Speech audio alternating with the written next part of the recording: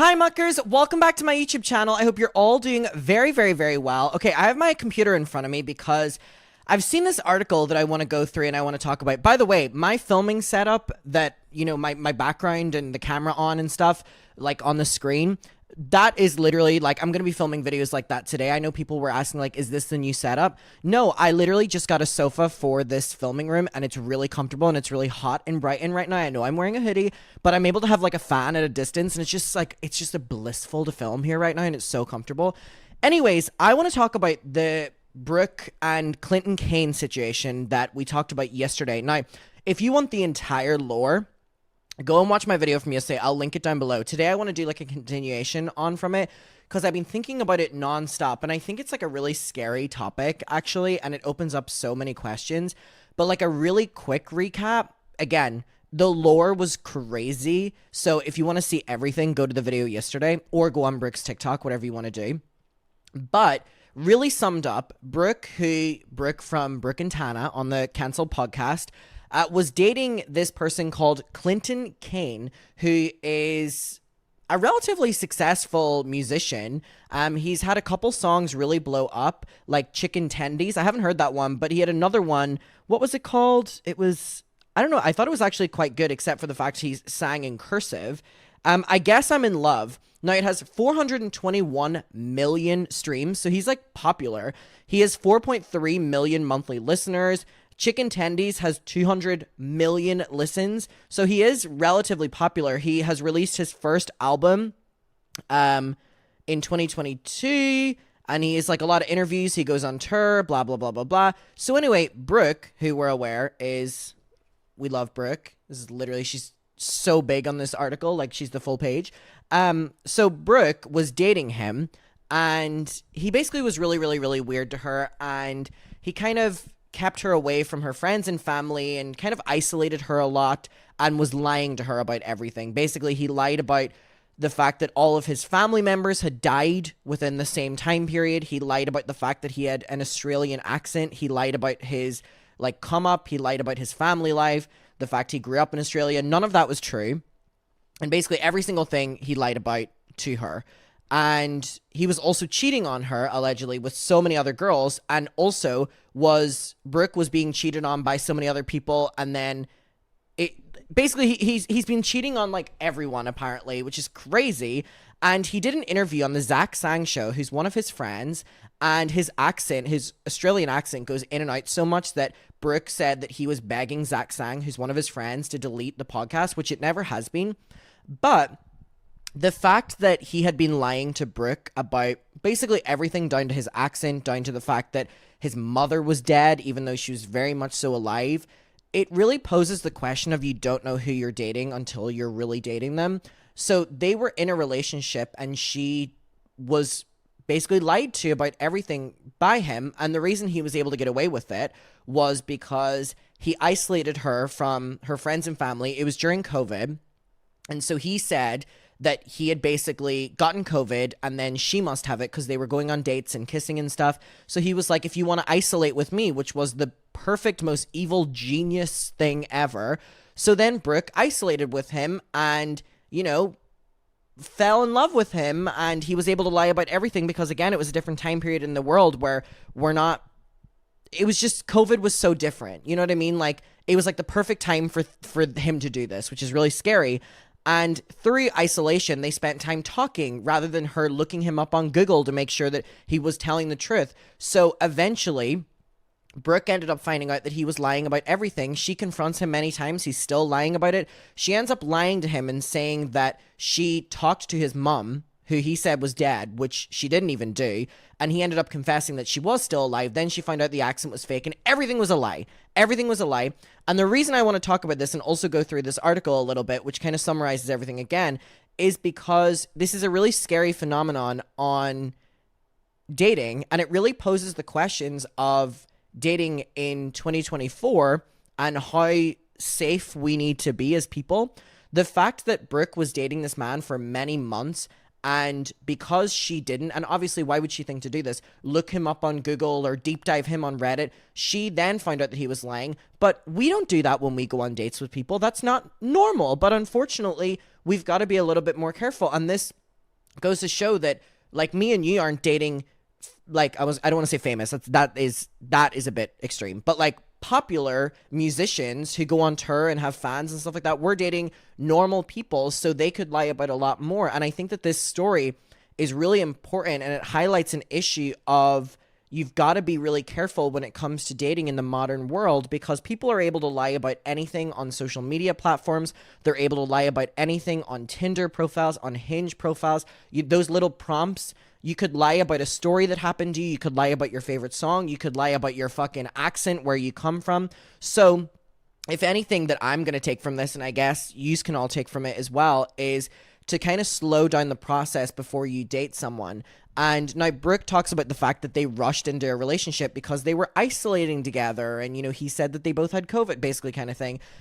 But and I'm like that as well. And I don't know about you, but I definitely, like, if I get a feeling with someone, like, I rush into it. And like, if someone love bombs me, oh my God, I will love bomb back. And we're in this love bomb phase and just, we love each other. And it's been 2 days. I was going to say 3 weeks, 2 days. Like, I'm someone who was finding myself identify with Brooke's story in the way of when you fall for someone, you fall for them. And even she didn't want to believe the lies, but ultimately they were true. But this is a really, really, really scary thing of like, how long before you do know if someone's telling you the truth? And everyone was telling me that Brooke was calling these videos like, who the fuck did I marry? As like, you know, like a joke. But people were telling me that there's an entire genre online of who the fuck did I marry? Let me actually look that up really quick. Who the fuck did... Like, is it a show? Or is it like Reddit threads? Or what is it? Is it a show? Explore the viral series, Who the Fuck Did I Marry? So it's a big thing on TikTok, I guess. Now... There's Reddit threads about this as well.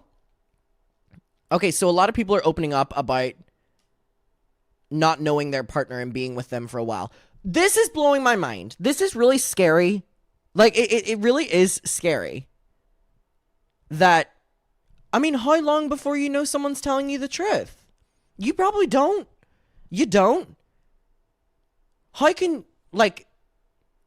Brooke's situation is really scary, and obviously there's funny moments to it, but to be spending every day with someone for months upon months, and everything down to what city, country they say they're from, is not true, and then the fundamental things that you fell in love with are not even true.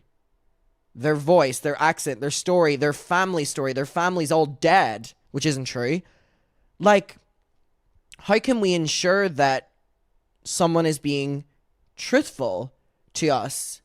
And I'm yapping a lot at the start of this video, but it's genuinely, I can't stop thinking about it. And we will get to this article and go through the story a little bit in more detail again, but what the fuck are we doing? What the fuck are we doing? Like, what do you mean you can be dating someone for months and everything they have been telling you is a lie? Is anyone else not like... I know everyone is like laughing at this Brooke story and it's really funny and stuff. Is anyone else not like hearing this story from her and getting like extreme anxiety that this is possible?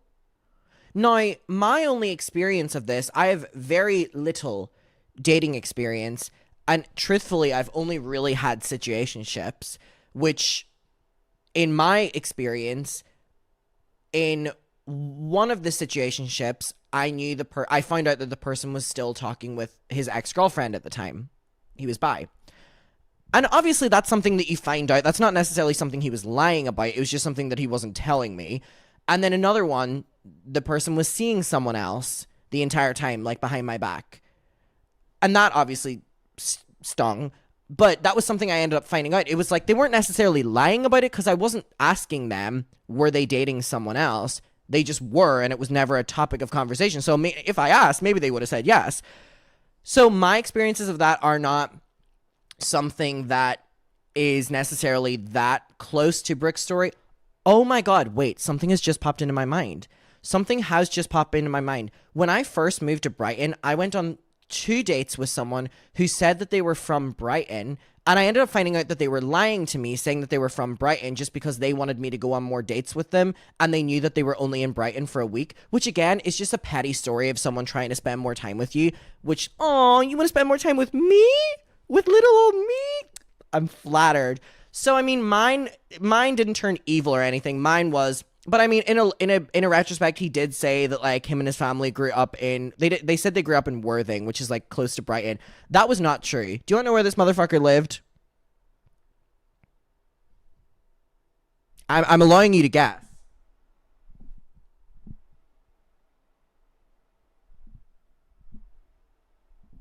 Florida. Now, that's just on me for being stupid and not picking up on an accent, but I cannot remember much about our 2 dates because it was only 2 dates, but we spent a lot of time together in those 2 dates, right? I'm trying to think back on whether he sounded American, and I don't honestly remember, but if, like, anyway, so that's just me being stupid, but like, so I've never had any like extreme versions of this, and I feel like I would go like clinically insane if I ever was dating someone that I find like, what the fuck do you mean? So before I start going through this, I just want to like open up a conversation down below. What do we do to like find out if someone is lying to us or whatever?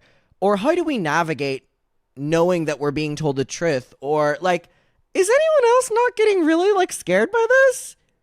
Like, I didn't realize that it was a possibility that someone could be so deeply lying about everything to do with themselves on a dating thing. I thought dating was getting to know the person and if you're compatible. But I've been digging online in this, like, who did I marry? And, like, people have been giving, like, story times. Apparently, there's a lot of people out there that will stalk people on social media, find their interests, and then on the first day... Oh, my God! I remembered a story. I've told this online before. Okay, this wasn't extreme, but oh my God, floating back. I've told this story, I think, many times on my thing because it was like my worst date experience. It was actually one of my first dates, and it was a met on Tinder. We went to a bar, and it was like a beachfront bar. And anyways, we were like doing our like first date, you know, that bullshit, like, oh, the fucking having to ask the same questions over and over again with every person you go on a date with, right? And every single thing was really, really, really weird. He knew every experience that I had been through, and he had also like been to or done the same thing. It's been so long, so I like kind of forget it now. But basically, it was along the lines of like, he knew my mom's name, which obviously would be something if you knew from social media. And I did not have a big YouTube channel back then. It would just mean that he would have looked through my social medias and like deep dived me a little bit. And like, he knew like the primary school that I had went to. He knew people that had went to my primary school, or was it that he had went to? It was something like that. I cannot remember. This is now like 3 or 4 years ago. And I tried to wipe that from my memory. And that was really crazy to me. But that was my first experience. And obviously I ended up getting out of that. I got someone to call me and I got out of that. But that was my only real weird experience with that. And obviously I was able to pick up on that. But if someone's a really good fucking manipulator or really fucking just good at being like a pathological liar, how do we, like, what are we doing? Where do we go from here? Where do we go from here? This isn't where we intended to be. Anyone know that song from Evita? Anyways, let's go through this article a little bit, and I want to give more thoughts. I honestly cannot stop thinking about this fucking story. Okay, so it goes, it says, so the cancelled co-host opened up about her ex-boyfriend, a musician with 2 million followers, of not only faking his Australian accent, but lying about the death of his mother and brother throughout their entire relationship. But he wasn't just lying to her, Brooke says. According to the podcaster, Kane has released songs about his mother's death and discussed her passing in interviews, which is true. I looked in, and he has done many interviews about talking about the passing of his mother. This bitch is still alive! Why would you lie about that? Like, I guess he was lying to all these girls so that they thought he was like really strong and really brave and really interesting and stood out. But my immediate thought, if I wanted to stand out on like a first date, would not be to lie about the death of my mother and my brother. What the fuck? So, anyways, Brooke had released a 14-part series about Clinton Kane, about their relationship that ended 2 years ago. And I don't necessarily want to rehash everything because we talked about it, but this article does talk a lot about the reason that this is all being brought up again. And it was that it says, if they broke up 2 years ago, why is all this coming out now? Well, that's actually an important part of the story. In truth, Brooke has discussed portions of the story prior to the TikTok series that we watched, but has avoided laying everything out there in such a detailed manner. Even her podcast co-host, Tana Mojo, discussed Clinton Kane's alleged lies on the Zach Sang show, who's one of Clinton's best friends, and I want to watch that, in April 2023. We were like, yeah, fuck yeah, marry him, Tana Mojo said of the relationship, and then it was like, fuck, run. So I want to watch that really bad. I feel like I'm going to watch that. I wonder how long she talks about it, if it's like a quick comment or whatever, but I want to watch Tana on the Zach Sang show, because the Zach Sang show was really what opened everything up. Because Brooke started seeing the comments on the Zach Sang interview being like, he's lying about his backstory. And that was how she confronted him. So while Brooke's fan base were very aware of the allegations against Clinton Kane, it remained a niche story time until Clinton Kane appeared to shade Brooke on TikTok while promoting new music. He said, when you've been over the relationship for 2 years, but she won't stop yapping, he wrote on TikTok, is it still up? Has it been deleted? Oh no, it's still up. Wow, comments are turned off. Oh yeah, he said, when you've been over the relationship for 2 years, but she won't stop yapping. He's drinking an Aperol Spritz, and he has a green vape in front of him. That vape is so brat-coated. He has a green vape. That is so camp. What? Does that say brat on it? No, it doesn't. Anyways, so this is a really cringy TikTok, obviously, and then it goes into promoting his music. All right. What's that saying about sleeping dogs? Brooke responded to his post with her 14-part series. He said, she can't stop yapping. I'm like, I'll show you yapping. And then she went on. Okay, so what does the internet think? It's safe to say the vast majority of the internet is Team Brooke. At the beginning of this week, I had never heard the names Brooke or Clinton, TikTok user KJ Miller said in her own video, which has over 100,000 views and 28,000 likes. This was the before times. Here in the after times, I feel like Brooke and I are besties. Oh, not the parasocial relationship. Anyway, so basically it's saying that like everyone is on Brooke's side. Has Kane responded to Brooke's series? No, or he surely has. Not only have the comment section of his most recent TikTok post been completely turned off, but his rep has spoken to multiple outlets. Oh! Clinton Kane and Brooke Schofield had a brief 3-month relationship over 2 years ago. The rep said in a statement, Brooke's recent comments about Clinton are untrue. Is that all they said? Can we do better? According to Clinton Kane's rep, the musician had not been referring to his biological mother, but a very special mother-like figure in his teenage years.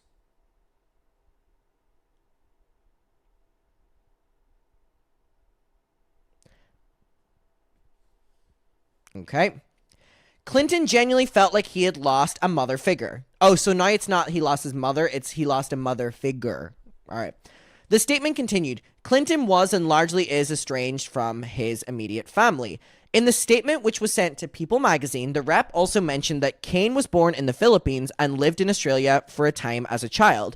Despite moving frequently, he considers Australia to be his home. And he's never been disingenuous about this. I don't know about that. Well, why is his accent like... And while it appears as if Kane kicked off this controversy with his recent TikTok post, Kane's rep claims that the public rehashing of these details is only an attempt to bring attention and focus on Brooke's podcast at the expense of tearing down another former boyfriend, a tactic she's become known for. And we love her for it! The statement concluded, in the years since this relationship took place, Clinton has moved forward and remains focused and committed to putting out new music. Schofield's response to People, she said, oh my god, did she literally respond? This is so funny. Oh my god, so People magazine did this entire, like, his rep did this, and then it goes, after all that, it goes, a rep for Brooke told People that her response is the following. And it's literally just open brackets, ha ha ha ha ha ha, close brackets. That's her entire statement back.